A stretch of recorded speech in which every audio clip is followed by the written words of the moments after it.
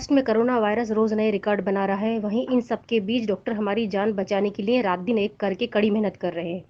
इन्हीं डॉक्टरों में से एक डॉक्टर पर हमला हुआ। ड्यूटी पर जाते वक्त वो एक हादसे का शिकार हुए। डॉक्टर को कुछ लोगों ने बुरी तरह पीटा। डॉक्टर की तबीयत ज्यादा खराब होने पर उन्हें शताब्दी हॉस्पिटल में एडमिट किया गया।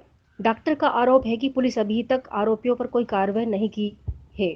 आइए देखते हैं इस पूरी घटना के बारे में डॉक्टर ने क्या कहा। डॉक्टर आपको क्या-क्या हुआ था? मीन्स क्या प्रॉब्लम था जो आपको हॉस्पिटल में एडमिट किया गया है? नमस्कार मैम, मेरा नाम डॉक्टर लक्ष्मण शर्मा है। यस। 10:30 बजे शनिवार की रात को मैं अपनी ड्यूटी के लिए निकल रहा था। ड्यूटी पर निकलने के वक्त एक बिल्ली ने रास्ता काटा। बिल्ली के रास्ता काटने पर कुछ देर के लिए हम वहाँ रुक गए। तो जो लोकल लोग जन जा रहे थे उन्होंने कहा कि अपशब्द यूज़ करते हुए उन्होंने कहा कि देखो ये लोग बिल्ली से डर गए। तब मैंने उनसे वही कहा कि बेटा जिस दिन तुम बड़े हो जाओगे तुमको ये सब समझ में आ जाएगा, तुम उस दिन बड़े आदमी बन जाओगे। तो ये व्यक्ति आगे जा रहे थे, ये व्यक्ति आगे जाकर फिर पीछे आए और गंदी अपशब्दों का यूज़ करते हुए हाथापाई करने लगे। तो उसमें हाथापाई करने के पश्चात हम लोग को जब उन्हें पता चला कि डॉक्टर है, ये ड्यूटी पे जा रहे हैं, हम वापस से पीछे होकर अपने गाड़ी पर बैठकर हम आगे जाने के लिए निकलने लगे। तो जो सामने वाले बंदे थे उन बंदों ने गाड़ी के सामने आकर गाड़ी को रोक कर कहा कि जो भी होगा वो फाइनल हम यहीं करेंगे, पुलिस चौकी हम बाद में देखेंगे। तो बाद में देखने के बाद में उन्होंने अपने 10-12 बंदों को बुलाया और मेरे भाई के साथ में मेरे साथ में हाथापाई की है। हाथापाई करने के बाद में भी उन्हें जब सेटिस्फेक्शन नहीं हुआ, उसने और 10-12 लोगों को बुलाकर सीधी बिना बात के मारना स्टार्ट कर दिया है।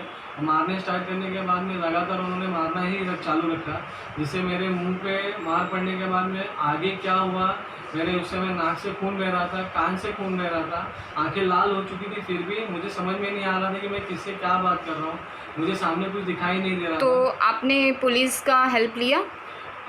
मैंने जब सब होने के बाद में थोड़ी देर के उनके रुकने के बाद में मैंने 100 नंबर पे फ़ोन किया। तो मुझे पता चला कि मेरे किसी अड़ोसी पड़ोसी ने 100 नंबर पे पहले से इन्फॉर्म किया हुआ है। तो हम लोग रुक गए वहीं पे। फिर वो लोग वापस से तीसरी बार जब आए, तो तीसरी बार जब बीट मार्शल जो बाइक पे चलने वाले पेट्रोलिंग करने वाले जो बाइक वाले थे वो वापस आए, तो उन्हें देखकर वो सब भाग गए। और तीसरी बार जब वो आए तो उन्होंने अच्छी तरह से और लोगों को जमा कर लिया था और बाम्बू निकालने की बात कर रहे थे।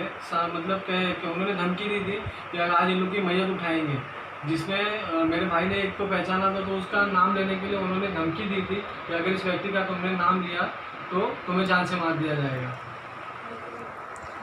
अच्छा, आपको पुलिस से क्या हेल्प मिला? जब पुलिस वाले आए तो पुलिस वाले हमारे साथ में जिस व्यक्ति को हमने पहचाना था, तो पुलिस वाले हमारे साथ में उसके घर पे गए, वो वहाँ पर नहीं मिले।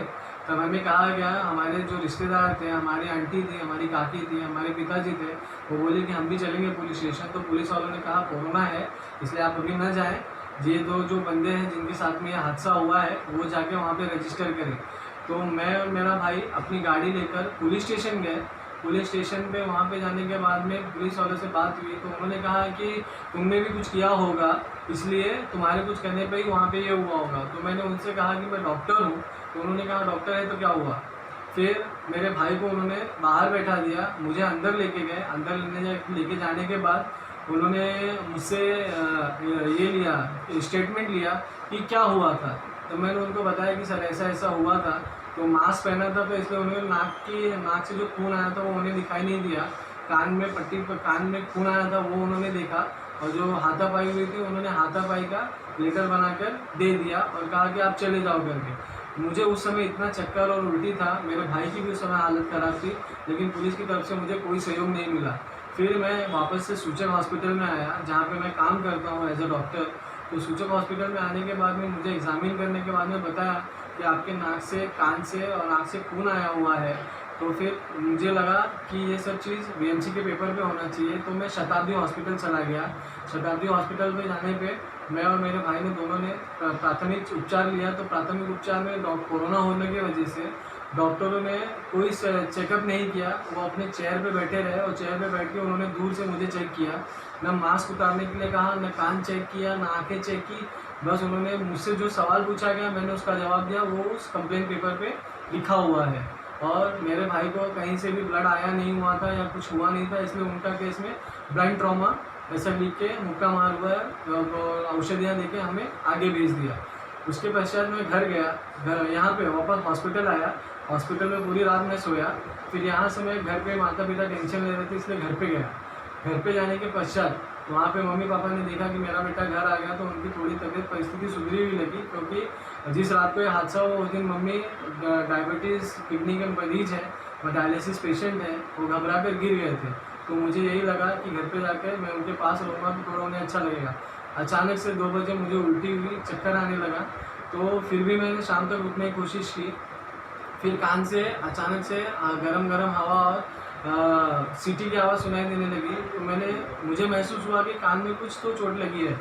इसलिए मैं शाम को जब यहाँ पर आया वापस से सूचक हॉस्पिटल में मेरे भाई के साथ में आया, डॉक्टर ने मेरा परीक्षण किया। परीक्षण करने के बाद में कहा कि आप हॉस्पिटल में दाखिल हो जाएं तो ज़्यादा अच्छा रहेगा। यानी आपको पुलिस स्टेशन से कोई सपोर्ट नहीं मिला है? पुलिस स्टेशन से अभी तक वो लोग को अरेस्ट नहीं किया है? कुछ पुलिस वालों ने कुछ किया नहीं, कुछ नहीं किया है। तो वो मुझे पता ही नहीं चल रहा है कि क्या हुआ है क्या नहीं हुआ है, क्योंकि मैं हॉस्पिटल में एडमिट होने के बाद से मेरे घर वाले परेशान हैं। जिन्होंने मारा है उनके घर वाले आकर हॉस्पिटल में, या उनके घर वाले आके घर पे आके माता पिता से हाथ जोड़कर माफ़ी मांग रहे हैं। जो मेरी काकी है जो बीच में मदद कर रही है, उनसे भी वो कह रहे हैं। तो फिर उन्होंने वही कहा कि बच्चे को चोट लगी है, जिसे चोट लगी जिसने झेला है, आप उनसे बात करो। तो कोई सामने नहीं आ रहा है। बीच बीच में सब जो एरिया के जो छोटे मोटे लोग हैं वो आके ये सेटलमेंट करने की बात कर रहे हैं। उनको ये डर है कि अगर FIR होता है तो उनके बच्चों का करियर ख़राब हो जाएगा। तो ये बात जब उस बच्चे ने हमला किया तब उनके परिवार वालों को समझ में नहीं आई। तब उनको ये समझ में नहीं आया कि हम लोग किसे मार रहे। जब उनको ये बताया गया कि सामने वाला डॉक्टर है, तो बोलता डॉक्टर है तो क्या हुआ। तो ये उनका ईगो सेटिस्फेक्शन था, जिसके लिए उन्होंने हाथ उठाने की कोशिश की, मारने की कोशिश की, और पुलिस का नाम आने पर उन्होंने जान से मारने की भी धमकी दी।